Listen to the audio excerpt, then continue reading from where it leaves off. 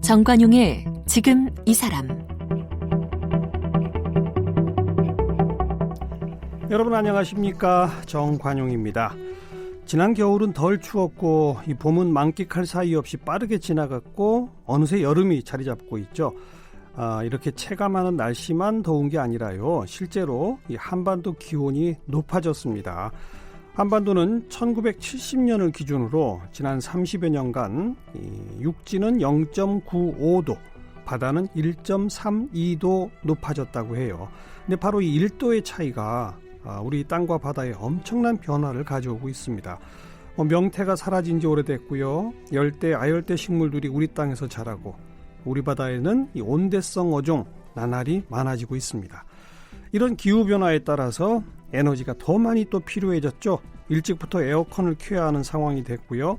에어컨뿐 아니라 전기 사용하는 가전제품이 늘어나면서 에너지 사용량도 증가하고 있고, 이처럼 필요한 에너지는 많은데 또 생산에는 한계가 있으니까 참 고민입니다.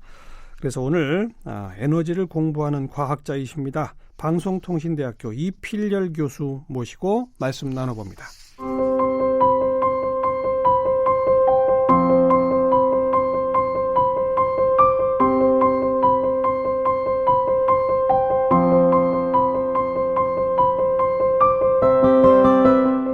이필열 박사는 베를린 공대 화학과를 졸업했고 자연과학 박사를 받았습니다. 런던대와 베를린 공대에서 과학사를 연구했습니다. 시민단체인 에너지 전환을 설립해 대표로 활동하면서 2002년에는 한국 최초로 시민 태양광 발전소를 설치했습니다. 지구환경 보호에 애정이 깊은 이필열 박사는 한국 최초로 파시브 하우스와 에너지 자급 건물인 에너지 독립하우스를 구현하는 데 성공했습니다.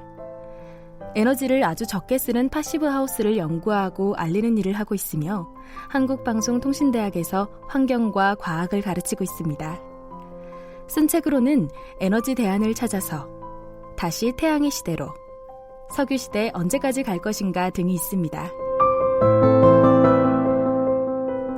한국방송통신대학 이필열 교수 나오셨습니다. 어서 오십시오. 네, 안녕하십니까. 네, 우리나라의 전기 사용량이 1인당 평균으로 따지면 다른 나라랑 비교할 때 어때요?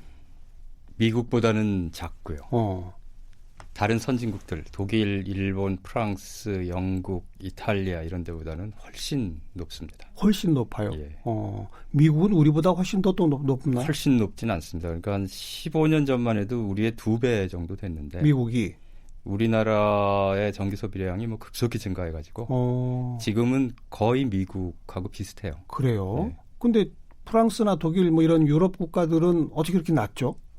그 나라들은 1990년대는 우리보다 훨씬 높았지만 그 이후에, 그러니까 2000년대 들어와서 전기 소비량이 거의 증가하지 않습니다. 오히려 감소하는 데도 있어요. 그러니까 프랑스가 감소했고 일본이 감소했거든요. 네. 그래서 지금은 우리하고 격차가 많이 벌어져서 한국의 1인당 전기 소비량이 예를 들어서 일본의 1인당 전기 소비량보다 한 30%, 독일보다는 한 40%, 이 정도도 많습니다. 네.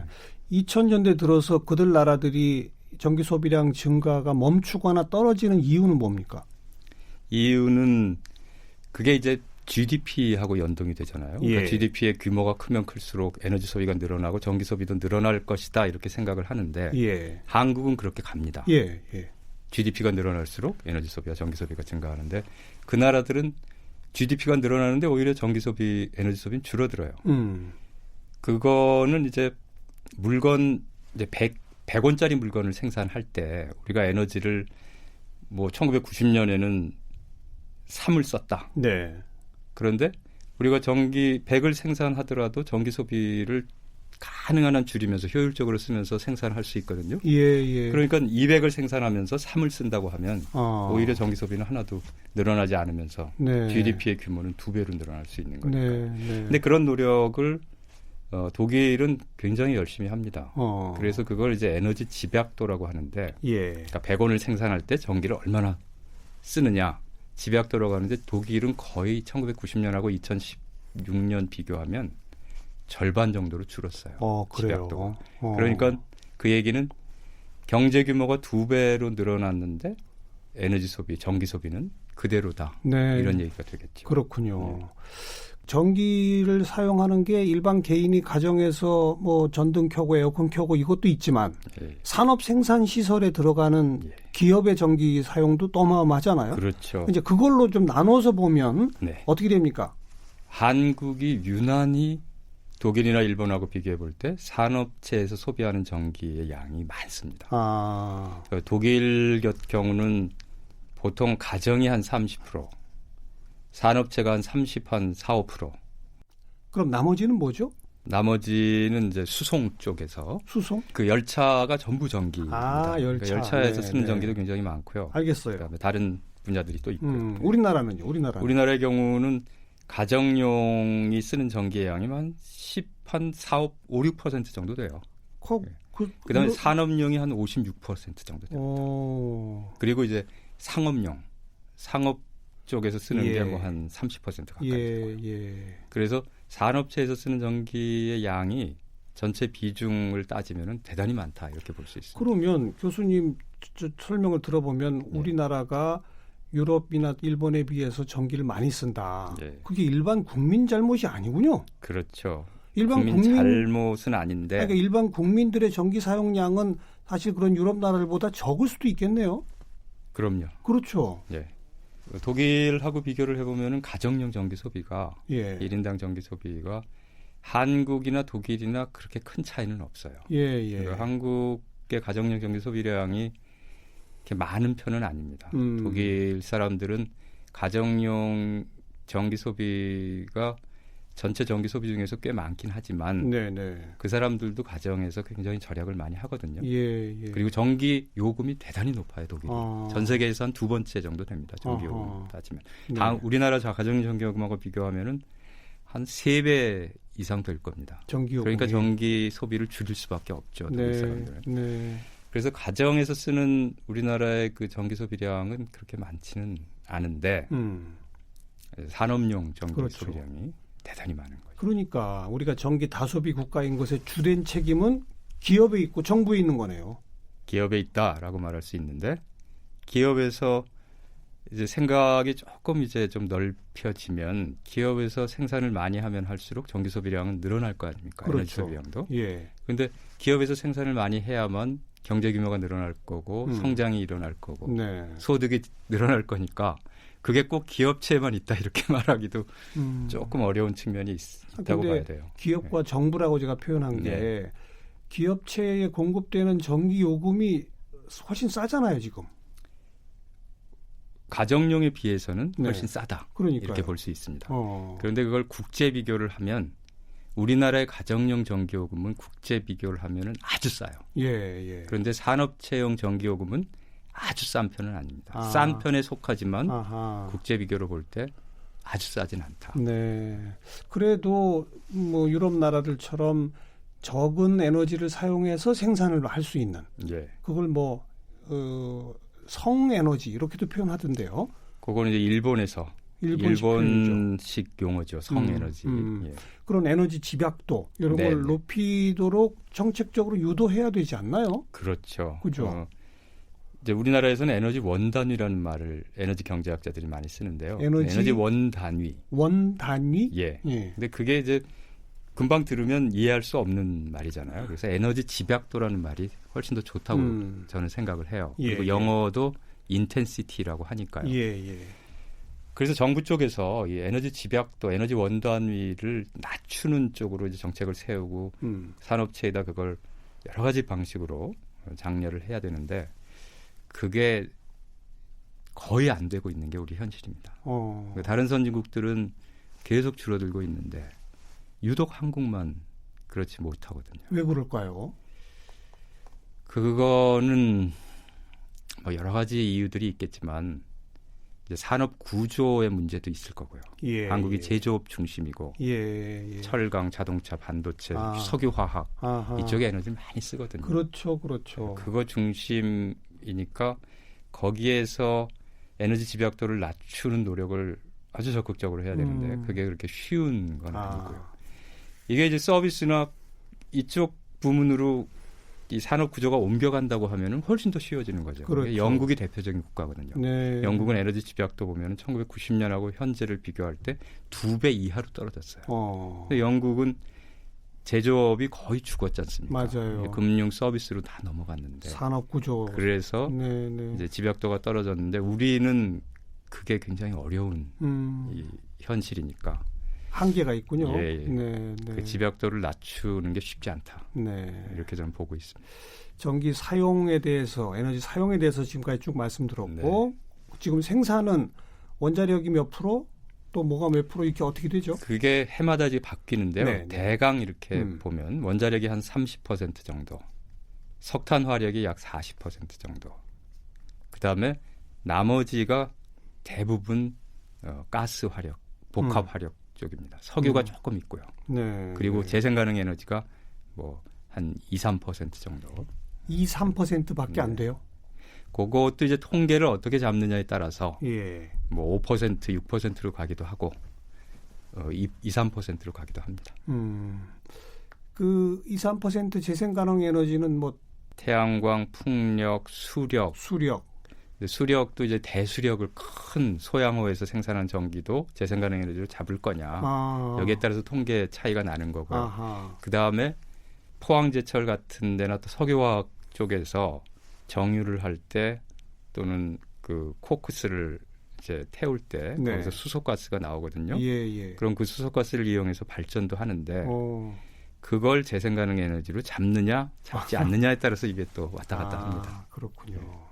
거기까지 잡으면 한 5% 이상도 되고 그거 빼고 그러니까 우리가 흔히 그냥 머릿속에 떠오르는 아주 순수하게 태양광, 풍력 뭐 이런 걸로 하면은 뭐 한 2-3% 정도 될 겁니다. 그렇군요. 유럽 국가는 어느 정도입니까? 그 비중이? 독일의 경우에는 유럽 국가 중에서 뭐 가장 비중이 높은 태양광, 풍력만 따지면 높은 나라가 독일인데 거기는 뭐 한 20% 이상 됩니다. 수력, 바이오 이런 것까지 합치면 더 많고요. 독일이 제일 앞서 있죠, 그 대목에서는. 그렇죠. 물론 이제 수력까지 합치게 되면 이제 스웨덴이나 노르웨이 같은 나라가 훨씬 더 많아요. 왜냐하면 거기는 이제 물이 굉장히 많으니까. 지형적 요건도 있고. 그 재생 가능 에너지, 태양력, 풍력 뭐 이런 것들이 옛날에는 이 생산 단가가 워낙 비싸다 그랬었는데 요즘은 그거 좀 기술 개발이 많이 됐습니까? 풍력은 뭐 한 15년 전부터 가격 경쟁력이 있다. 기술이 그때도 상당히 많이 발달해 있었고요.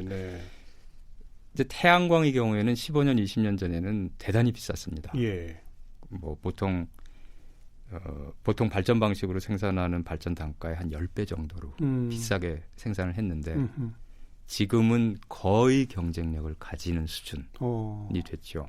그런데 이제 경쟁력이라고 하는 거는 어디에 설치하느냐에 따라 달라집니다. 햇빛이 아주 좋은 데 설치하면은 가격 경쟁력이 원자력이냐면 석탄이 이걸 다 제칠 수 있고요. 현재 그런 상태가 됐고요. 예를 들면 중동의 사막 지역에 설치한다. 이러면 아주 싸지고요. 우리나라의 경우에는 아직은 뭐 한 킬로와트씩 보통 가정용 주택용 전기요금이 한 킬로와트시당 100원이라고 치면 대충 100원 이하인데 한 140-50원 정도로 보고 있어요.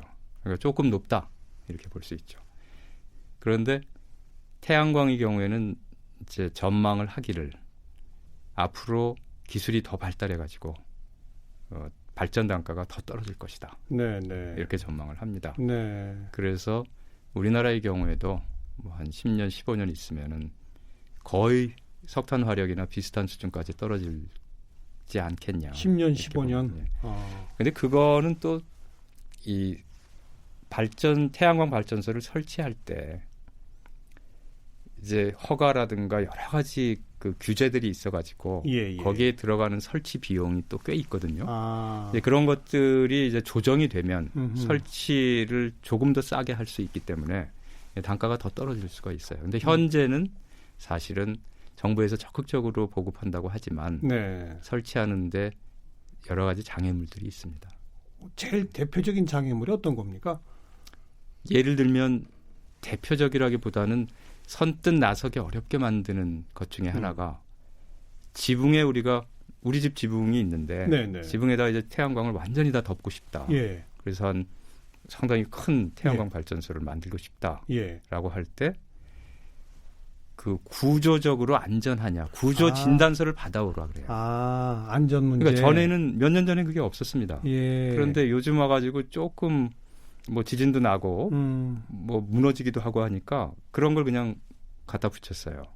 근데 사실은 거의 대부분의 주택의 경우에는 태양광 발전기 올린다고 해서 구조에 문제는 전혀 없거든요.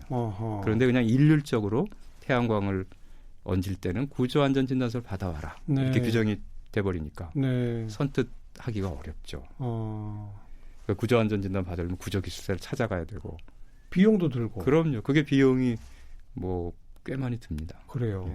그럼 그 규제는 다시 한번 좀 생각해 봐야 되겠네요. 그럼요. 그러니까 정부에서 안전도 중요하지만 네. 그러니까 정부에서 이걸 구분을 많이 해줘야 돼요. 그러니까 주택에 할 때는 필요 없다라든가 또는 아주 대규모로 건물에 굉장히 큰 규모로 얹을 때는 거기에 구조물들이 들어가거든요. 네, 굵은 네. 쇠파이프들 네. 이런 것들이 들어가니까 무게가 많이 올라가기 때문에 진단을 받아와라. 그런 경우만 이렇게 특별한 경우만 해주고 구분을 해줘야 되는데 우리 정책이라는 게 대체로 일률적이에요. 네. 그러니까 옛날에 그런 게 있었지 않습니까? 강아지들 대형견은 크기가 얼마 이상은 무조건 입마개를 씌워라. 그렇죠. 일률적으로 그렇게 하는데 그런 식으로 하면은 정책의 성공이 쉽지 않죠. 우리 여건에 태양광, 뭐 풍력, 조력, 뭐 지열, 뭐 여러 가지가 있는데 한국 여건에는 뭐가 제일 잘 맞아요? 그거는 우리가 뭘 목표로 하느냐 여기에 따라 달라지겠죠. 예를 들면 탈원전 완전히 하겠다. 그리고 2050년까지 에너지 전환을 뭐 60% 달성하겠다. 50% 달성하겠다. 이렇게 되면 굉장히 많은 에너지를 태양광이나 풍력으로 생산을 해야 되거든요. 네. 그러면 태양광 가지고는 어렵고요. 태양광은 육지에 설치할 수밖에 없고 육지에서도 한정된 지붕이나 또는 뭐 유휴지 또는 뭐 산을 조금 깎아가지고 설치할 수가 있는데 그거는 한계가 분명하게 있습니다. 그래서 우리가 정말 많은 양의 에너지를 재생가능 에너지를 생산하겠다라고 하면 저는 바다로 나갈 수밖에 없다. 바다에 해상 풍력 발전기를 많이 설치해서 거기에서 전기를 생산해서 재생가능 에너지 전환으로 갈 수밖에 없다는 생각입니다. 네. 최근 또 하나 논란이 된 게 농지에다가 태양광 패널을 설치해가지고 그건 어떻게 생각하세요? 그건 저는 한 15년 전에는 농지에 태양광 설치하는 건 반대했어요. 적극 반대하고 지붕이 있는데 왜 농지냐. 적극적으로 지붕에 설치하다가 안 되면 뭐 농지에 갈 수도 있는데 농지부터 하자. 농지에 하는 걸 좀 적극적으로 생각하자. 이거는 좀 반대했습니다. 그런데 농지에 설치하는 게 사실은 이제 땅이 이렇게 쫙 넓게 있고 그 햇빛이 잘 드는 농지면 지붕에 설치하는 것보다 훨씬 쉽게 많이 설치할 수가 있으니까 설치비가 우선 낮아지죠. 그리고 많이 설치할 수 있죠. 큰 걸. 대량으로. 그래서 정부에서는 농지에 설치하는 걸 이제 권장하는 쪽으로 정책을 이제 정했는데 농지에 설치하는 거에 대해서는 이제 논쟁이 있어야 돼요. 어떤 논쟁이냐? 우리가 농지에 설치하면 농업 생산을 못 하지 않습니까? 그렇죠. 뭐 쌀이나 뭐 채소나 뭐 곡식이나 이런 거 생산을 못 하고 대신에 에너지를 생산하는 겁니다. 그러니까 농지에서 우리가 농산품을 생산할 거냐, 아니면 에너지를 생산할 거냐, 어느 게 우리 현실에 맞는 거냐, 어떤 게 더 유리하냐, 이런 것들을 이제 고려하고 논쟁을 하고 따져가지고 선택을 해야 되는데 이제 정부 정책은 그냥 정책만 발표를 하고 농지 설치하는 걸 권장한다. 이렇게 나가고 있어요. 논쟁 없이. 그렇죠. 근데 이걸 이제 에너지 측면에서 보면은 에너지를 생산하는 게 훨씬 유리합니다. 예를 들어서 우리가 농지에서 쌀을 생산해서 우리가 먹으면 거기서 에너지가 얻어지잖아요.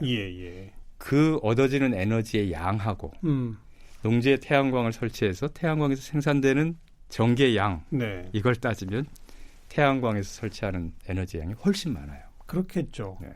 그러니까 우리가 그러면 농산물도 수입을 하고 에너지도 수입을 하는데 둘 다 수입하는 거니까 에너지를 더 많이 생산하는 쪽으로 농지를 이용하는 게 더 낫겠다라고 판단을 하면 그쪽으로 가는 게 맞는 거지만 근데 그러다 보면 또 식량 그렇죠. 주권. 식량 자급, 식량 네. 주권 가지고 이제 얘기가 나오고 예. 그렇게 되면 이제 농지에서 농산물 생산하는 게 더 유리하다 이렇게 판단하면 그렇게 가는 거고요.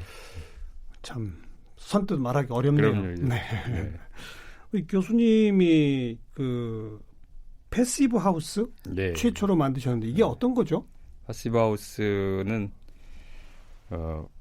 에너지를 아주 적게 쓰면서도 한마디로 하면 쾌적한 집이라고 할 수 있습니다. 그러니까 에너지를 얼마나 적게 쓰느냐 이걸 이제 보통 집하고 따져보면 보통 집의 한 10분의 1 이하로 써요. 10분의 1? 난방 에너지. 그러니까 보통 집은 이제 겨울철에 우리가 주택에서 살면은 가스를 떼고 석유를 떼는데 그렇죠.